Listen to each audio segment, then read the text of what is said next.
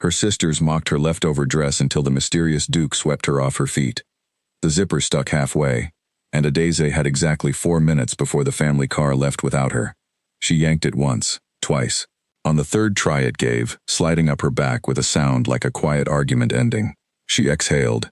She turned to the mirror and looked at herself the way a woman looks at a bill she cannot argue with, steadily, without flinching, accepting the number. The dress was burgundy. Deep, dried rose burgundy, the color of something that had once been brighter, and had decided it was fine with where it ended up. Her sister Chisholm had bought it in London 2 summers ago, worn it once to a birthday dinner, and left it folded in a bag at the back of the wardrobe like forgotten mail.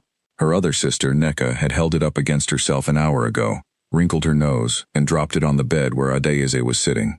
"You can have it," Neka had said, already turning back to her own rack of options. "It does nothing for my complexion." Adeze had said nothing. She had picked it up, checked the seams, found the loose shoulder pin, and fixed it with a safety pin from her bedside drawer. She had done all of this quietly, efficiently, the way she did most things, without expecting anyone to notice, and without being surprised when they did not. The gala that evening was for her sister Chisholm's engagement. Chisholm was marrying a man called Darren, whose father owned 3 buildings in Victoria Island and a shipping company that had been in the family since before independence. It was, by all accounts, a very good match. Their mother had said so at least 14 times in the past week, and each time she said it, her voice carried the particular warmth she reserved for things that reflected well on the family. Adeze was 26 years old. She worked as a logistics coordinator for a mid-sized import firm in Lekki. She woke up early, went to bed late, and in between she made sure things arrived where they were supposed to arrive, on time, undamaged. She was good at it. She had never once expected anyone to throw a party for it. "Ada," her mother's voice came from downstairs, sharp, not quite angry, but near the border. "We are waiting." She stepped into her shoes, low-heeled, black, sensible, and picked up the small handbag she had borrowed from her own wardrobe, not her sister's. She did not bother with a final look in the mirror. She had already decided what she looked like. She walked downstairs. Chisholm was standing in the living room in a gown that looked like it had been designed specifically for the moment people first laid eyes on her.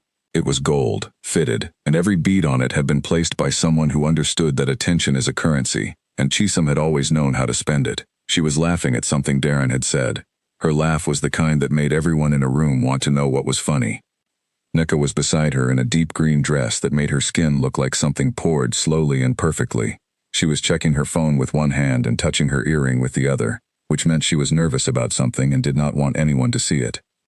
Their mother looked at Aeze when she came down the stairs. Her gaze started at the shoes and traveled upward, pausing once at the shoulder pin, a slight narrowing of the eyes, and ending at Aeze's face. She said nothing.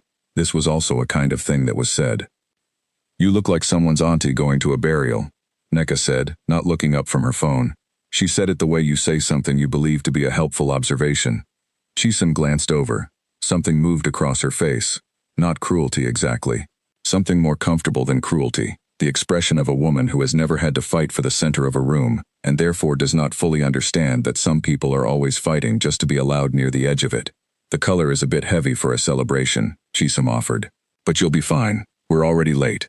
Adeze nodded. She picked up 2 of the extra gift bags near the door because no one else had moved toward them, and she followed her family out to the car.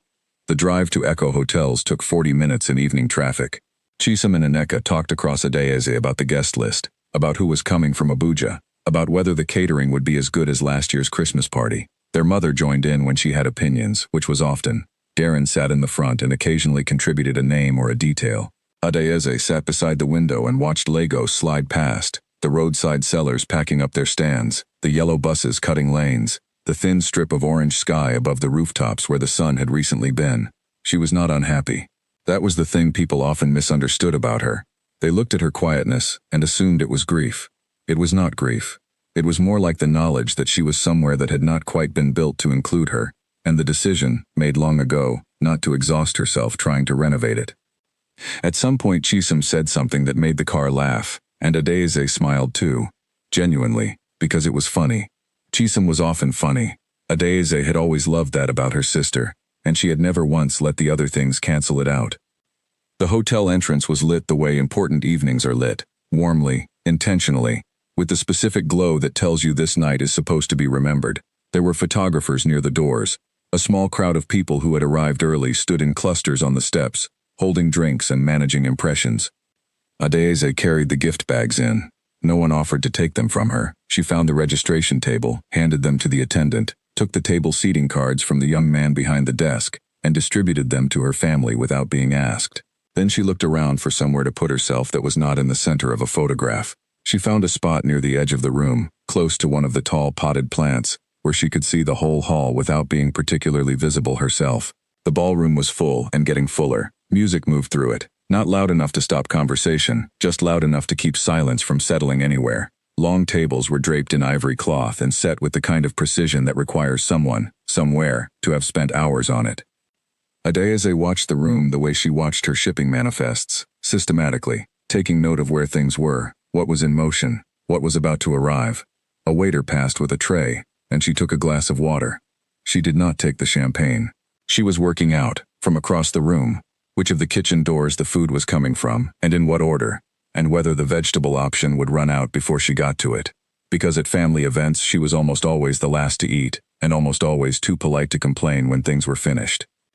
Chisholm found her 20 minutes later, pink-cheeked and smiling. "Ada, why are you standing here alone? Come and meet Darren's uncle. He's very important." Adeze let herself be pulled across the room. She shook the uncle's hand. She smiled correctly.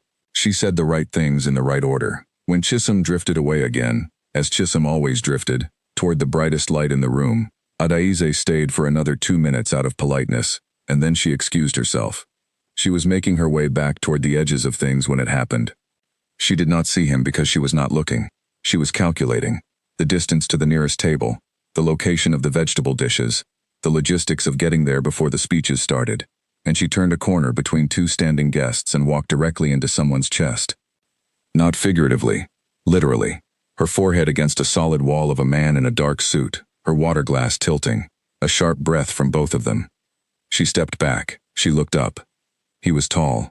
Not in the showy way some men are tall, but in the way that seems like an afterthought, like his body had simply been built for function and height had come along without meaning to. His suit was dark navy and very well made. His jaw was the kind that looked as though it had been set once and never reconsidered. His eyes, when they met hers, were the color of deep water on a cloudy day, brown at the edge, almost black at the center, and carrying in them the unmistakable expression of someone who had recently been somewhere much harder than a ballroom. Adeze checked. His suit, his glass, which he had somehow kept upright, her gown, nothing spilled, nothing damaged. "Nothing is stained," she said. "You're fine." She turned to continue walking. "You didn't apologize," he said. She stopped. She looked back. "I don't apologize for accidents that caused no damage." He looked at her for a moment that lasted slightly longer than the moment before it. Then he said, "That's a reasonable position." She nodded, and she walked away. She did not think about him again until she noticed, from across the room, that he was still standing in the same spot, and that he was still looking in the direction she had gone. She looked away first. She found her seat. She ate her food before it ran out. But the shoulder of the burgundy dress, she noticed when she reached back to check the pin, was holding perfectly. Everything was holding. She sat with that, quietly, and watched the rest of the evening happen around her. The next morning, Chisholm was in the kitchen before sunrise, which was unusual enough to be a sign of something. Adeze came downstairs at 6:15, as she always did, moving through the house in the particular silence she had learned over years of living alongside people who needed the mornings for themselves. She expected to find the kitchen empty. She found Chisholm instead, sitting at the island counter in her dressing gown, holding a mug of tea she had apparently made and then forgotten to drink. "You were talking to Emeka Ashford Briggs last night," Chisholm said. She did not say good morning first. Adeze filled her glass from the kitchen tap. "I don't know who that is." "The man near the pillar. Tall. Dark suit." Adeze thought about it. "I walked into him. We spoke for about 30 seconds. "You spoke for longer than that." Chisholm's voice was level. It was the particular levelness that meant something was moving beneath the surface of it. "I watched." Adeze turned. "Then you watched 30 seconds. Chisholm wrapped both hands around her mug. "Emeka Ashford Briggs. His father was Chief Emeka Ashford, the one who started Ashford Maritime. He died 4 years ago. Emeka inherited everything. He also has a British title from his mother's side, a dukedom, apparently, though nobody really calls him that here. He lives in London mostly. He only came last night because Darren's family has some connection with his company." She paused. He is not the kind of man who notices just anybody. Adaze drank her water. He noticed that I did not apologize for a minor accident. That is not a remarkable thing. He watched you for the rest of the evening. People watch things when there is nothing more interesting to look at. Chisum put her mug down. Ada, do you understand what I am telling you? You are telling me that a wealthy man briefly looked in my direction and you are assigning meaning to it that I am not sure it has. And what if it does have that meaning? Adaze looked at her sister. Chisum was beautiful in the morning too, even without the gown, even with the slight swelling around her eyes that meant she had slept worried about something. She was the kind of woman for whom beauty was not an event but a condition. Adaze had never resented her for it. She had simply learned not to stand next to her in photographs. Then it has the meaning, Adaze said simply. Good morning, Chisum. She took her glass and went back upstairs. At work that morning she tracked 3 delayed shipments, resolved an invoice dispute with a supplier in Dubai, and found a documentation error that would have cost the company significant money if it had reached customs unchecked. Her manager, a quiet man named Philip, walked past her desk twice before he finally stopped and said, "Well done on the Dubai thing." She thanked him. He nodded. He walked away. This was, in the economy of her professional life, high praise. She accepted it. At 11:30, the office reception called her extension. "There are flowers at the front desk for you," the receptionist said, in a voice that communicated both the information and a significant amount of curiosity about it. Adaze sat still for a moment. For me? Yes. A large arrangement. Burgundy roses, actually. And a card. She went downstairs. The arrangement was large enough that the receptionist had clearly needed help placing it on the counter without disturbing anything. It was burgundy. Deep, dried rose burgundy, which was either a remarkable coincidence or a deliberate choice, and it smelled like something that had been selected with attention. The card was small and white. She opened it. I should have apologized first. Though the outcome was better this way. E. Ashford Briggs. She read it twice. She folded it and put it in her jacket pocket. She told the receptionist to call down a water vase from the third-floor storage, because these would need one. Then she went back upstairs and returned to her invoice. Philip passed her desk a third time that afternoon and noticed the roses that had been brought up and placed beside her monitor. He said nothing. She did not explain them. At 6 o'clock she walked to her car, sat in it for a moment without starting the engine, and looked at the contact number written on the back of the card. A London prefix. A straightforward number. No instruction. No demand. Just a number. Sitting there, waiting to find out what kind of woman she was. She was the kind of woman who went home first, changed out of her work clothes, made a cup of tea, sat down in her reading chair, and thought carefully about whether she wanted to do this. She was also the kind of woman who, once she had decided, did not delay. She called at 7:15. He answered on the second ring. "I'm calling about the flowers," she said. "I know," he said. "They are the right color." A pause, then, "Yes, they are." "How did you know?" she asked. "I noticed your dress," he said. "I notice things. It is a problem I have not managed to solve." She pulled her legs up beneath her in the chair. "What else did you notice?" He was quiet for a moment. Not the quiet of someone searching for something to say, the quiet of someone choosing carefully among things they already have. "You fixed the shoulder yourself," he said. "Before the event, the pin was yours, not the dressmaker's." The tea cooled in her hands. "You were not trying to impress anyone," he continued. "You were simply making something hold so you could get on with the evening. I found that." Another pause. "Clarifying. Clarifying," she repeated. "About who you are." She sat with that for a long moment. Outside her window, Lagos was doing what Lagos always did in the evening. Noise and movement and the particular energy of a city that does not believe in stopping. "I don't know anything about you," she said. "That is fair," he said. "What would you like to know?" "Nothing tonight," she said. "Tonight I only wanted to call." "Then I'm glad you called. Good night, Mr. Ashford Briggs." "Good night, Adaze." She put the phone down. She sat in the chair for a long time. The tea was cold, but she drank it anyway, and outside the window the city continued its loud, unstoppable life, entirely indifferent to the fact that something had just changed inside a quiet room on its third floor. She noticed that she was not afraid of it. She noticed that she was, in fact, something closer to the opposite of afraid. She did not have a word for it immediately. She sat there and let it settle, and eventually the word came. Ready. Adaeze told no one. This was not a strategy. It was simply what felt right. The way you hold a candle in both hands when the wind is up. Not because you are hiding the flame, but because you are protecting it from things that are not yet ready to be kind to it. Emeka called 3 days later.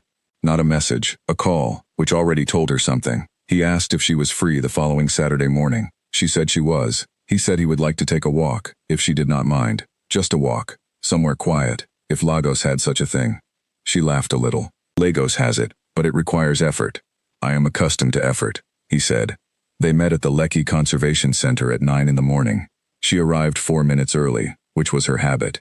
He was already there, which she would only later understand was also his. He was wearing simple clothes, dark trousers, a plain shirt, no indication of anything. He looked like a man who had decided, for the morning, to be a person rather than a position. She appreciated this without saying so. They walked the Canopy Bridge first. The air up there was different, quieter, moving, carrying the smell of leaves and the distant sound of birds that had no interest in any human occasion. She held the rope rail with one hand. He walked beside her, not too close, not pointedly far. You didn't tell me where you work, he said. Logistics, she said. I coordinate shipments, import, mostly. Do you like it? She thought about this genuinely, which she could tell surprised him. He had perhaps expected a quick professional answer. I like that things have a correct place and a correct time, she said, and that getting them there is a problem that can actually be solved. Most problems in life cannot be solved. Logistics problems mostly can. He was quiet for a moment. That is a very honest answer. I find dishonesty inefficient, she said. He smiled. She saw it from the corner of her eye, not the social smile she had seen at the gala, the one he used when Darren's relatives spoke to him about business. This was a different kind, smaller, more expensive. My father used to say that, he said, not in those exact words, but that shape of thought. She looked at him. He was watching the trees below the bridge, and his face had changed slightly, gone quieter, in a way that had nothing to do with peace. She recognized that particular quietness. She had worn it herself for years, the expression of someone carrying something that does not show unless the light is right. He died 4 years ago, she said. Not a question. He looked at her. Chisom told you. Chisom told me your name. Everything else I have heard is what your face just said. He looked back at the trees. Yes, 4 years ago. A pause. And my wife, 18 months ago. A health matter. Very sudden. The bridge moved gently beneath them. Below, a thin creek caught the morning light. I'm sorry, Adaeze said. Thank you, he said. Not the automatic thank you. The real one. They walked in silence for a while after that, and it was not an uncomfortable silence. It was the kind that grows between two people who have both learned that not every empty space needs to be filled. At the end of the bridge, she bought 2 bottles of cold water from a vendor at the platform and handed him one without asking. He took it without making a point of it. They walked back along the ground path where the trees came close on both sides and the noise of the road beyond the fence was just barely audible. Tell me something you are genuinely good at, he said. She did not hesitate, finding errors before they become disasters. I have a sense for when something is about to go wrong. My colleagues call it a gift. I call it attention. And what are you not good at? She thought for a moment. Staying in rooms where I am not wanted. He turned to look at her. Is that a skill or a flaw? Depends on the room, she said. He held that for a moment. Then, I have spent most of my adult life staying in rooms because leaving them was complicated. It is, I think, one of my less useful qualities. What rooms? Business obligations, social obligations, grief, mostly. He looked ahead. Grief has walls you cannot always see until you have been inside them for a long time. She said nothing. She let it sit, the way she had learned to let true things sit without reaching for them too quickly. He talked more after that, not a flood, more like a door opening a careful inch at a time. His mother was Scottish, his father Nigerian, and he had grown up navigating both worlds with the particular exhaustion of someone who was always slightly foreign in every room. His father had been a serious man, demanding and exacting, and Emeka had spent years earning approval from him, and 2 weeks after his father died, understood that the approval had always been there, unexpressed, which was the kind of cruelty parents commit without intending it. He had loved his late wife. He said this plainly, without decorating it. Her name was Caroline. She had been kind and funny and very direct, and when she died the world had become a smaller and less interesting place, and he had moved through the following year and a half on schedule. Meetings, travel, obligations, because motion was the only thing that kept the grief from settling too heavily in one place. He had come to Lagos for the Ashford Maritime business connection with Darren's family. He had not expected to enjoy any part of the trip. "And then you walked into me," he said. "You were standing in my path," she said. "A recurring problem with me, apparently." She looked at him. Standing in people's paths? Being somewhere unexpected. They had reached the exit. The sun was higher now, warm on their shoulders. A small group of visitors with a guide passed them going the other direction. "I should get back," she said. "I have a report due Monday." Of course, he did not try to extend it. This also told her something. "Can I call you again?" She looked at him directly. "You can, but I should tell you, I don't perform. I don't have a version of myself that is more suitable for important company. What you have seen today is the version that exists." He held her gaze without blinking. "That is precisely why I would like to call again." She nodded. She said goodbye. She walked to her car. She sat in it for a moment, not starting the engine, the same way she had sat in it after the flowers. Then she started the engine and drove to work. Because the report was real, and the deadline was Monday, and she was, above all else, a woman who kept her commitments.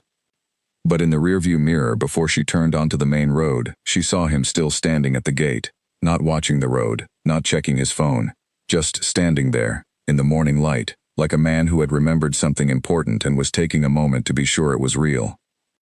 She turned onto the road. She did not need to check the mirror again. She already knew what she had seen. The following 2 weeks moved in 2 directions at once. In one direction, the ordinary life. Shipments, invoices, traffic, the office coffee machine that made a sound like it was unhappy about everything.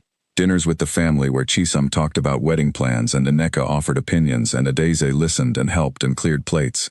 Early mornings, late evenings, the particular discipline of a life built around function. In the other direction, Emeka. He called every few days. Not every day. She would have been suspicious of every day. Every few days was considered, and consideration was a language she had learned to read. They talked for long stretches about things that seemed ordinary and were not, the logistics of grief, the strange freedom of being misunderstood in 2 countries, the specific flavor of loneliness that comes not from being alone but from being surrounded by people who see a surface and mistake it for a depth. He read. She read. They compared books with the mild competitiveness of 2 people who are testing whether the other person's mind is interesting, and becoming increasingly sure that it is. He made her laugh on a Tuesday evening when she was tired, and had not expected to laugh. She did not tell him it was important. He did not need to be told. One Saturday he came to Lagos Island and they walked along the waterfront. She wore flat shoes and a plain dress she had bought for herself. He wore the same kind of simple clothes as before. Nobody took a photograph. Nobody needed to. She told him about the dress, eventually, not as a complaint, not as a story designed to produce sympathy, but simply because they were talking about the ways families sometimes fail to see each other, and it was true and it was recent, and she was not in the habit of pretending things were not what they were. He listened without interrupting. When she finished, he was quiet for a moment. "And you wore it anyway," he said. "It was a good dress," she said. "It just needed the pin." He looked at her. The dress was not the problem. "No," she said. "It never was." They walked on. The water moved beside them, gray-green and working, the way water always works regardless of what is happening on the shore. She was thinking, without entirely meaning to, about the word her mother had used that first morning after the gala. Not about Adeze, about the event, about the connection, about the potential of it. The word was opportunity, as though Emeka were a door, and the only interesting thing about a door is what it opens into. Adeze had spent a great deal of her life watching her family navigate opportunity. They were skilled at it. Chisum had a gift for positioning herself near advantage. Emeka had a sharp instinct for timing. Her mother had spent decades curating the family's image with the dedication of someone maintaining a garden that the neighbors can see from the road. Adeze had never been the opportunity. She had always been the one who carried the bags to the car. She was finding, in the space of these quiet weeks, that she did not want to be anyone's opportunity. Not Emeka's, not her family's. Not a story someone would tell at a dinner party about the overlooked daughter who married well and therefore finally counted. She wanted to be, simply, herself, the woman with the pin, the woman who found the errors before they became disasters, the woman who could walk into a quiet morning with a complicated man and not need it to be more or less than it was. The question, the one she turned over in the evenings, in her reading chair, with whatever book she was working through, was whether what was growing between her and Emeka was built on that, or whether it was built on something more fragile. something that would look different once the novelty of her steadiness wore off, and the ordinary light of an ordinary life replaced the particular glow of a beginning. She was honest enough to know she did not yet have the answer. She was patient enough to let the answer arrive in its own time. And in the meantime, she went to work. She solved the solvable problems. She wore her own clothes. She answered his calls on the second or third ring, never the first, because the first ring was for gathering herself, and she had learned a long time ago that arriving fully was more important than arriving fast. The flowers arrived on a Friday, which was the wrong day for them to arrive, because Chisholm was home. Adayeze was not there when the delivery came. She was at work, in the middle of a call with a freight agent in Port Harcourt, and the first she heard of it was when her phone buzzed with a message from Aneka that read only, "Explain." She finished the call. She put the freight agent on a timeline that was firm and fair and non-negotiable. Then she looked at Neka's message and understood, without needing more information, that the thing she had been holding quietly had just become visible. She drove home at 5:30 to find the flowers on the dining table. Emeka had sent them to the house this time, not the office, which she had not expected. They were the same burgundy. There was a card. Her mother had not opened it, which Adayeze was grateful for, but she had placed it on top of the arrangement in a way that communicated clearly that it was available to be discussed. Chisholm was in the sitting room. She was not on her phone. She was not watching anything. She was simply sitting, which meant she was thinking, and when Chisholm was thinking and sitting, it was because whatever she was thinking about required her whole self. "Emeka Ashford Briggs sent you flowers," Chisholm said. "Yes," Adayeze said. "To this house?" "Yes." "You have been speaking with him?" "Yes." Chisholm stood up. She was not aggressive. That was not her method. Her method was controlled, measured, the kind of conversation that felt like a level surface until you realized it was sloping. "Ada, how long?"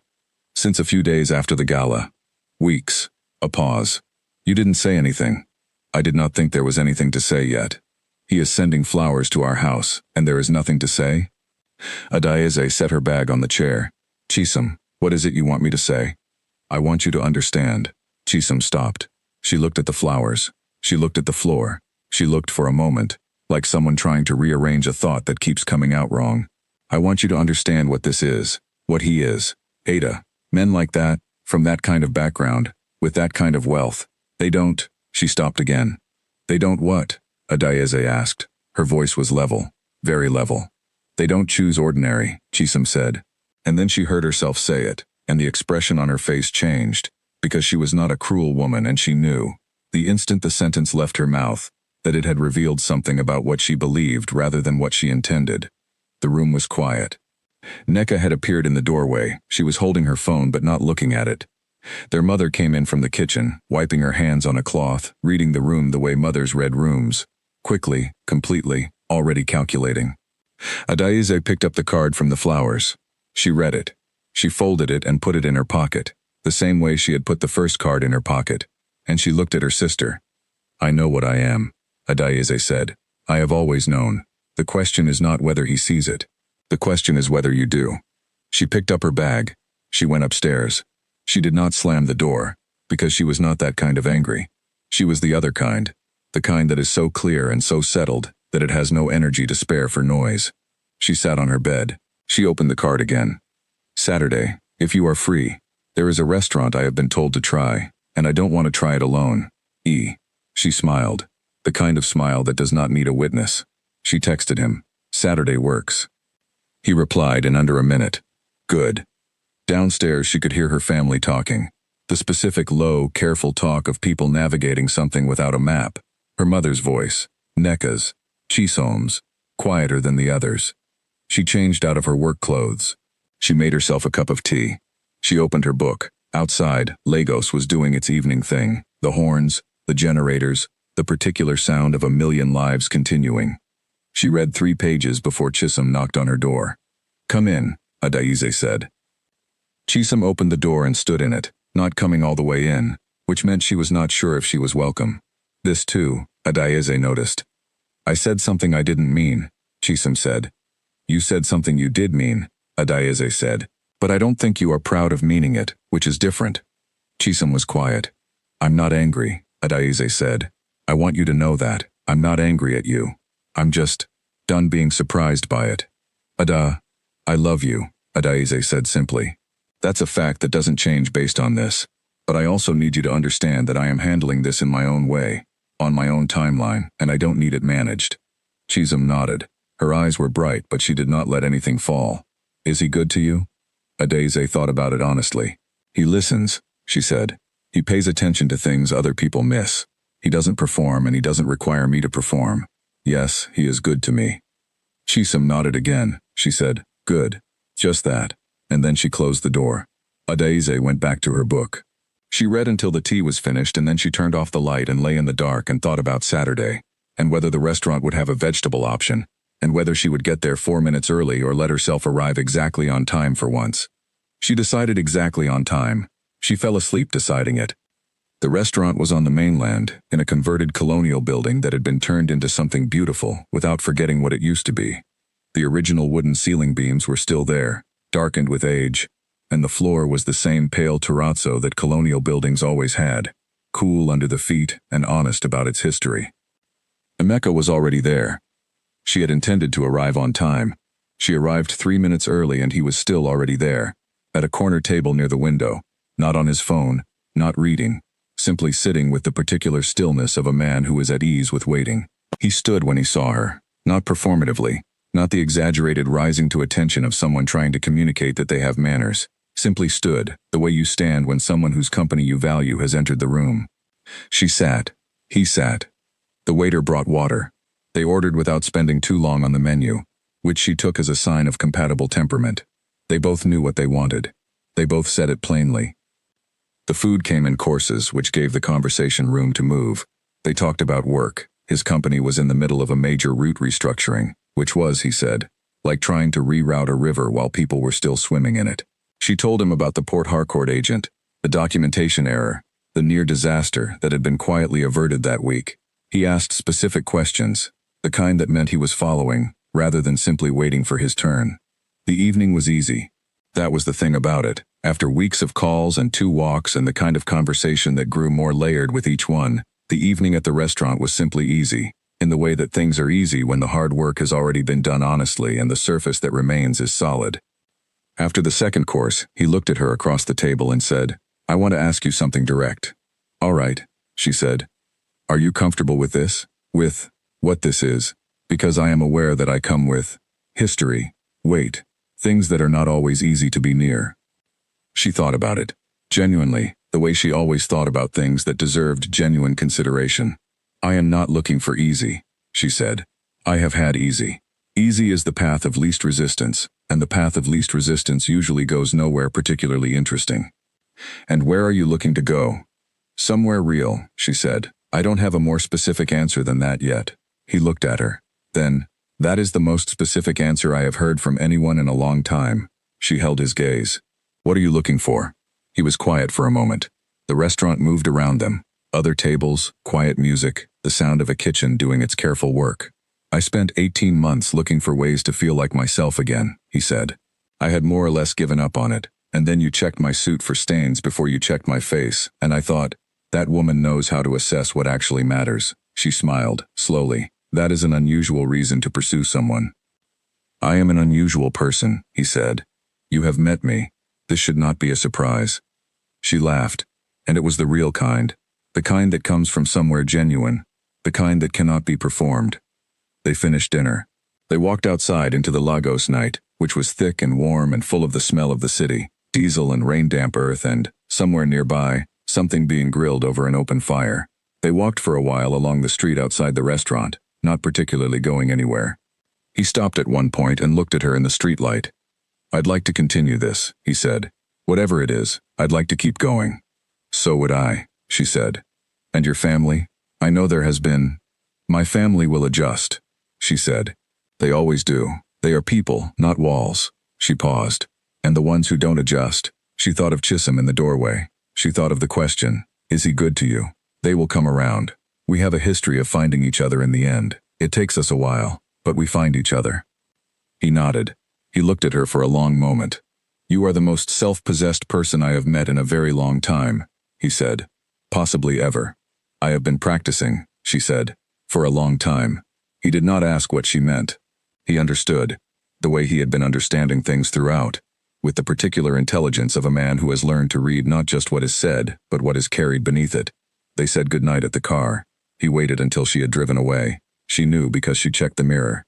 She drove home through Lagos, through the horns and the generators and the 10,000 small lives in motion, and she thought about the word real, the one she had used at the table, the one she had not been sure was specific enough. She was becoming sure. Slowly, honestly, with all the caution that the situation deserved and none of the fear that it did not. She got home. The house was quiet. Chisam's light was still on under the door. Neka's was off. Their mother's, off. Adaeze went to her room. She changed. She sat in her reading chair. She did not open her book. She sat there for a while in the quiet, and she thought about the dress. Burgundy, overlooked, self-pinned, perfectly functional, and she thought about how the world's opinion of a thing and the thing's actual value are two different measurements that have nothing to do with each other. She had known this for a long time. She had simply, until recently, been alone in knowing it. She turned off the lamp. She lay in the dark. Outside, Lagos. Inside, quiet. In her chest, something that was not hope exactly. Hope was too thin a word for it, but something adjacent to hope, something with more structure, something that had been built slowly, carefully, with her own hands, the way everything she trusted had always been built. In the morning she would go to work. She would solve the solvable problems. She would carry what needed carrying. But that evening, in the dark, in the quiet room that had been hers for years, she let herself rest in the knowledge that the dress had never been the wrong dress. She had simply been wearing it in the wrong rooms. And the right room, it turned out, did not require her to be anything other than exactly herself, with her careful eyes and her honest tongue and the pin that she had placed with her own hands, which had held through everything, which was still. She reached back without thinking, the way she always did, holding perfectly. She let her hand fall. She closed her eyes. She slept.